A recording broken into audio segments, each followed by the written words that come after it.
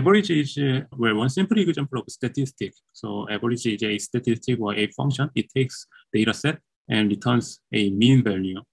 Well, in terms of mean value, we can think of two different cases. One is a true mean. So where we can think of where there is all possible data and I collected all of them. Well, that's imaginary story, but that's where something we can talk about. So you have everything in the world. So for that, if you can calculate the mean, well, that is going to be population mean. So every data that you consider that is population basically. And from there, well, you can apply this mean function that's going to be population mean.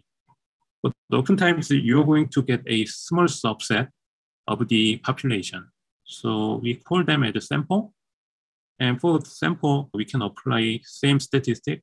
But in this case, we call that result as a sample mean instead of population mean.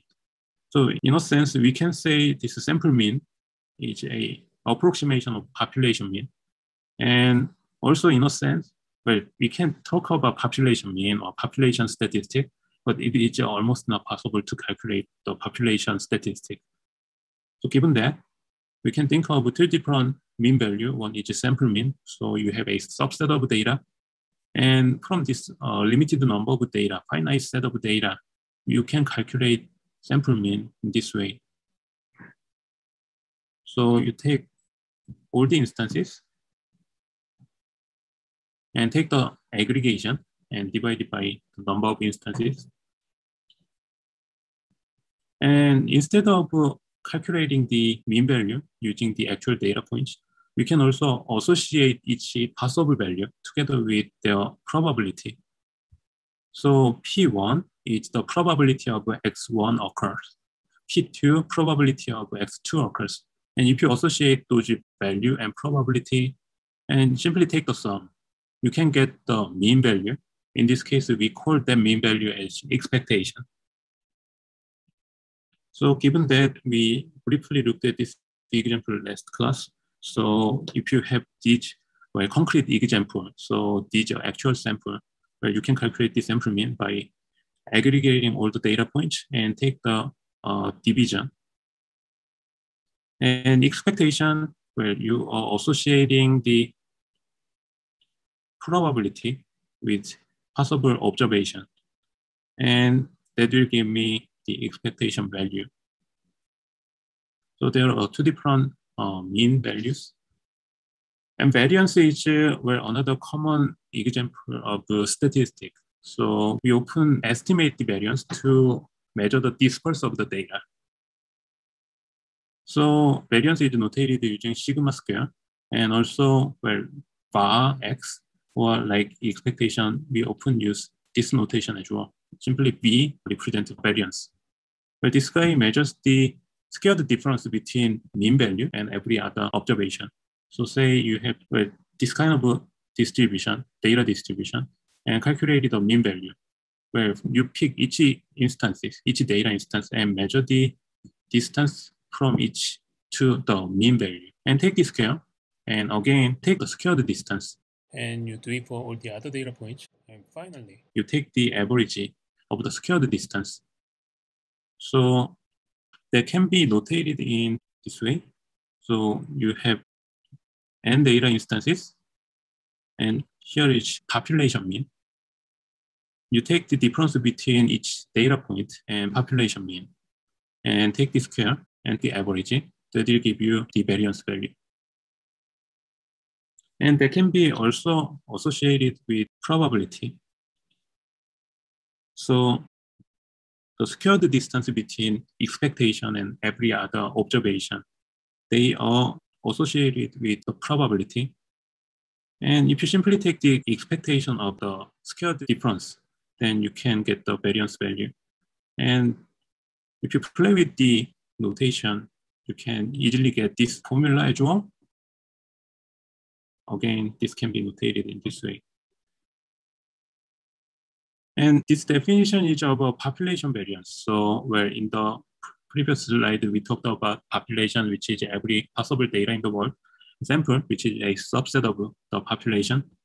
The population variance, where this is suppose you know the true population mean value. again, this is not possible to obtain in often cases. So often we play with the data and calculate the sample variance. The formula is the same, but if you simply divide this using 1 over n, it's going to yield a variance value that is different from the true variance value.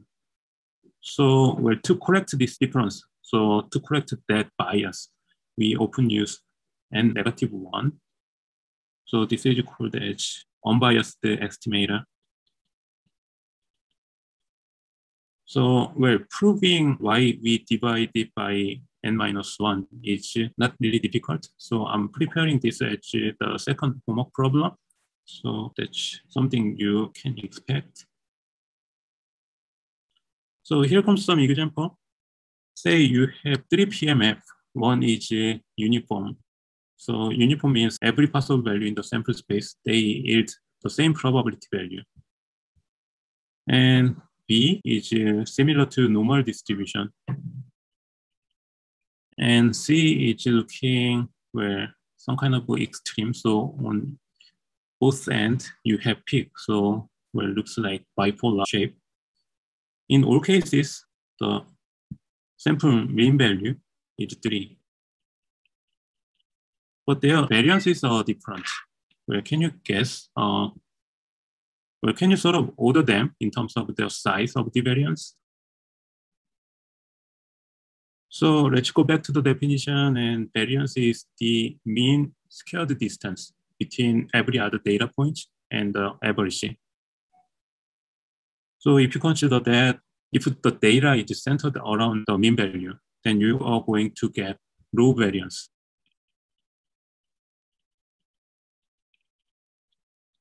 So if you follow this kind of observation, then B will result in the smallest variance value. On the other hand, well, you have lots of extreme value on the case of C. So it can also describe data points are not centered around the mean value. So data points are dispersed from the mean value. In this case, we have higher variance value.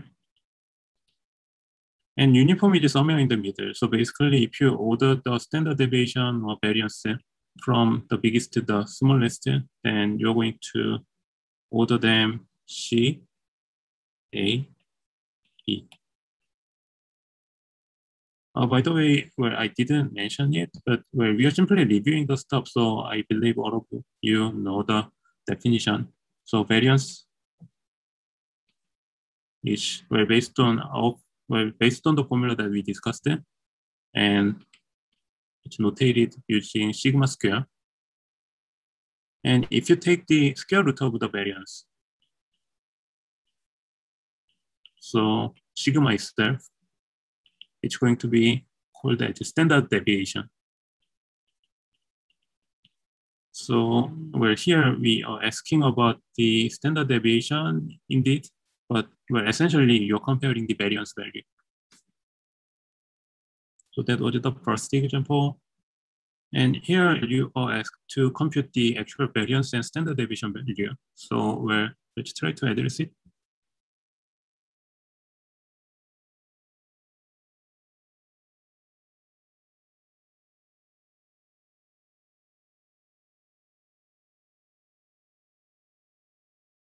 So if you calculate the expectation, where we have set up possible values and their associated probability. So you can easily get the expectation.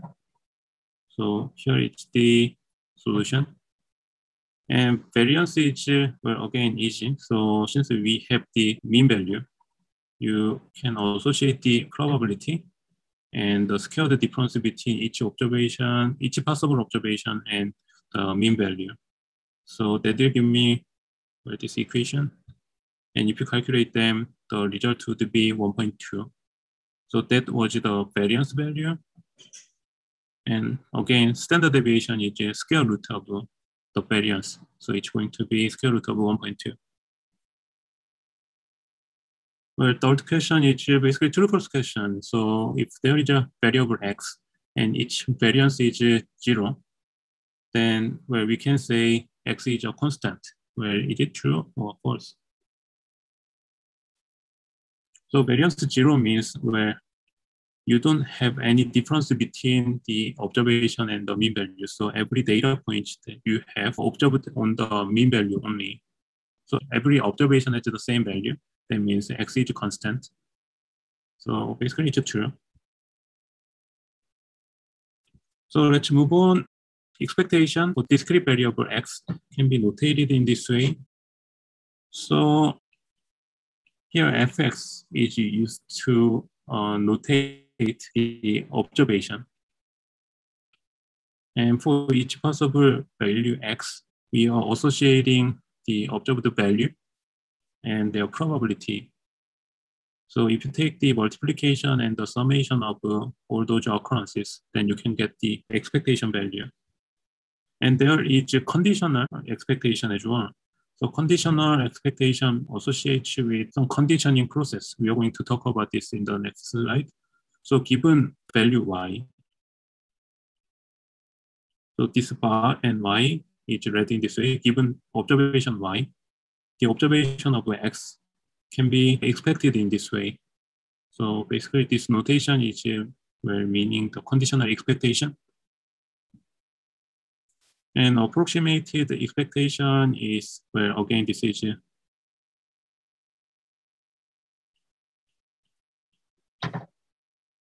representing the sample mean. So in this case, well, you're handling all possible observation from your data set has a uniform probability.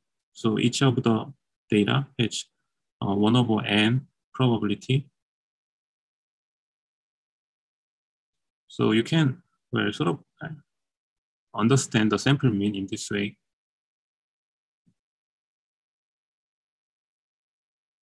For continuous random variable, well, basically the idea is the same. You are associating the observation and the associated probability value. But here the difference is you are taking integral instead of simple summation of discrete events. And conditioning it is the same. So you're conditioning your observation with a value y. And sample mean, not surprisingly, the notation is the same as the discrete event case. So even if your random variable is continuous, but the observations are discrete. So basically, this notation is specifying these two. And here is one last item related to expectation. So expectation is basically linear. So if you multiply each observed value, and if you take the sum, that is equivalent to the expectation of observation F multiplied by A plus expectation of observation G multiplied by B. And there are some additional properties related to variance. So variance can be notated in terms of two expectations. One is, well, expectation of the squared value and minus expectation square. So this notation is someone used quite often. So please make sure you get familiar with it. And variance is not linear. That means, well, if you multiply with some scalar value and add some additional constant, well, variance does not change against this. So this does not change the variance. But if you multiply your observation with some scalar value, then the multiplication of a square of that scalar value. And if you add two different random variables and take the variance, that is equivalent to variance of x and variance of y. But here is one condition. So well, those two random variables are independent. And soon we are going to talk about independence of two random variables. And there is one additional extension about the variance. So you may think of there are multiple variables.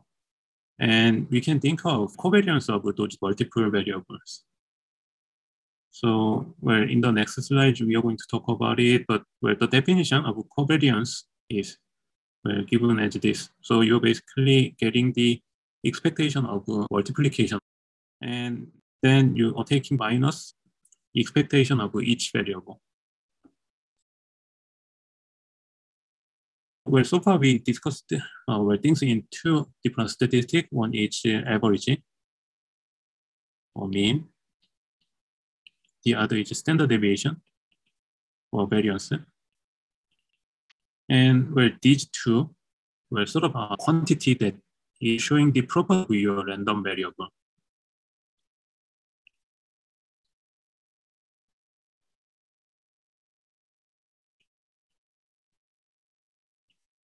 Random variable. And there is a generalization of these summary quantities that is a moment. So basically, well, average is summarizing the shape of the distribution. And variance or standard deviation, again, it is summarizing the shape of the distribution. And there are multiple other quantity similar. So one of such is skewness. So we can think of two different distribution like this. So well, somewhere here is the mean value. And basically all the distribution is slanted in this way. So in this case, we say skewed. The distribution is skewed toward the left. And somewhere around here is the mean value. And against the mean, the entire distribution is sort of in the light of the mean value. So in this case, the distribution is right skewed. Right skewed. And they can be calculated by taking the integral 3 times. So where expectation is taking the integral with your probability value. And if you take the integral 2 times, then you can get a function that is called the second moment. And that is equivalent to the variance value. So where we were playing with these two statistics. And if you take integral one more time, then you're going to get some quantity that is representing the skewness of the distribution. If you take the integral one more time, so that's going to be the first momentum that is representing kurtosis.